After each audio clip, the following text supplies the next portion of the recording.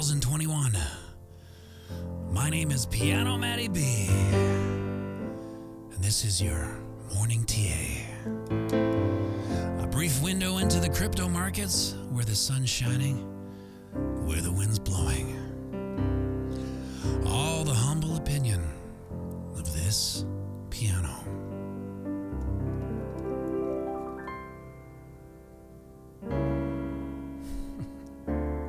Well, looks like Bitcoin decided to take her easy this weekend. And by taking her easy, I meant it went up and down roughly 4% and back. From 31.2 all the way up to 32.5.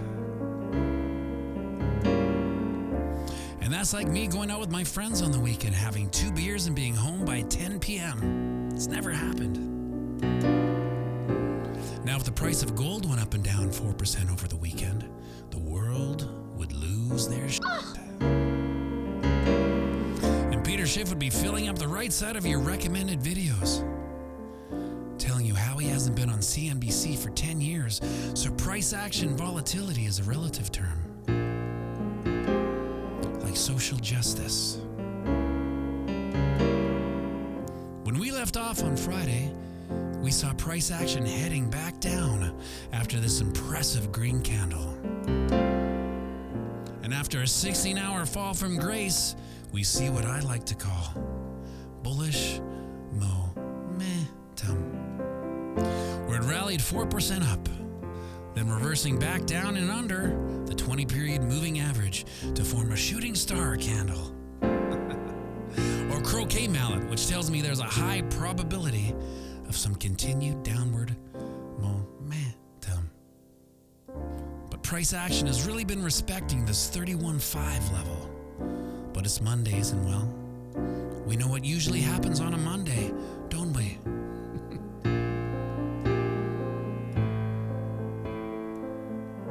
And that's it.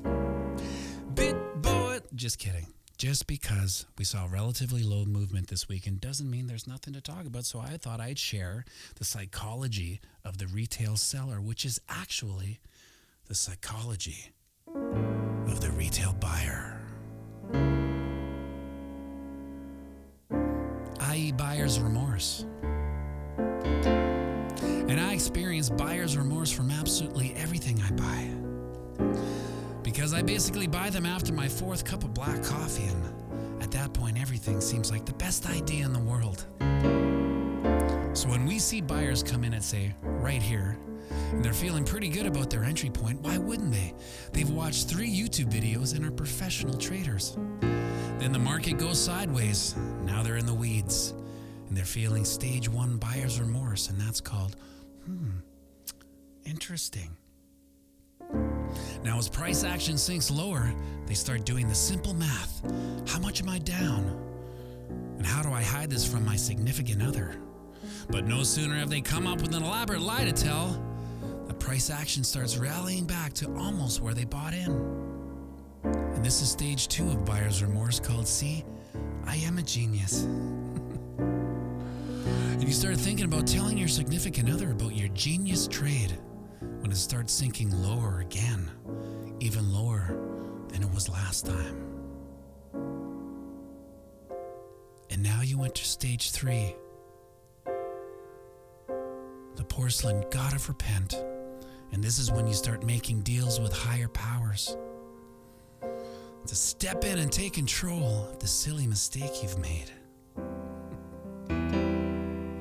Remember when you were 16 and you drank 6 beers too fast at a party? And you had to go to the basement bathroom to puke it all out. And you said, I swear if I can just feel better, I promise, I will never drink again. Well, the promise you make to the market is similar but different. You say, I promise if I can just get back to even,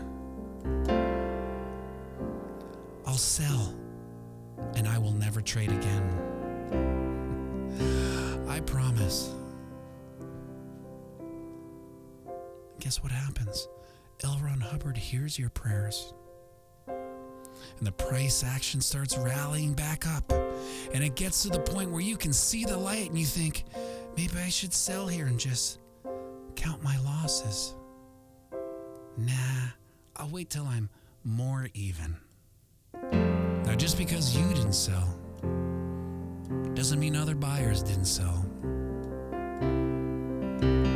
Maybe some have scary or significant others that they don't want to tell that they lost money in the crypto market.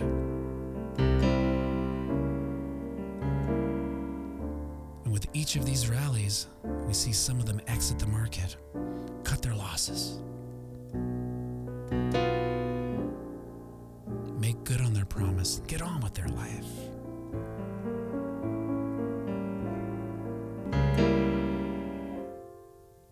It's like a tale of two buses. One stops at each lower low and picks up new buyers, fresh buyers. 3 YouTube video deep master trader buyers.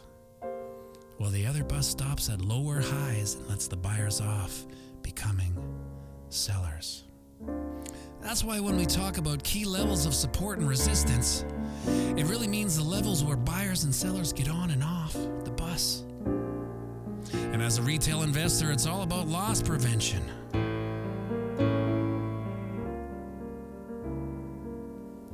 It starts with market knowledge.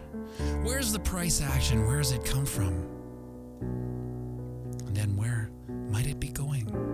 After that, of course, it's all about mitigating risk.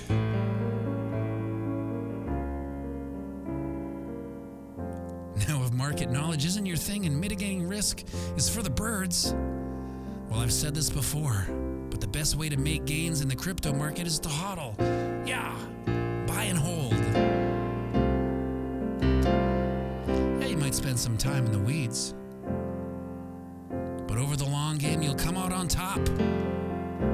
Plus, you'll get the added bonus of slowly becoming a market sociopath, where you care not what happened yesterday. Who said what?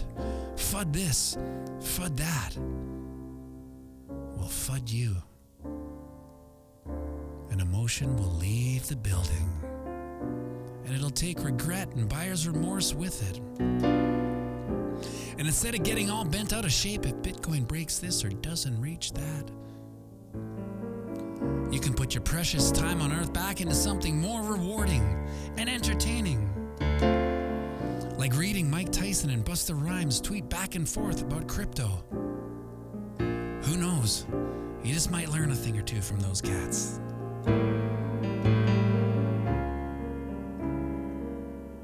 And remember, we're playing the same game as our psychopathic elected elites.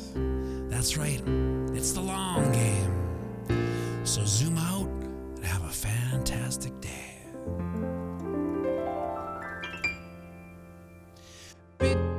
Crypto morning tea. Cha-cha-ching.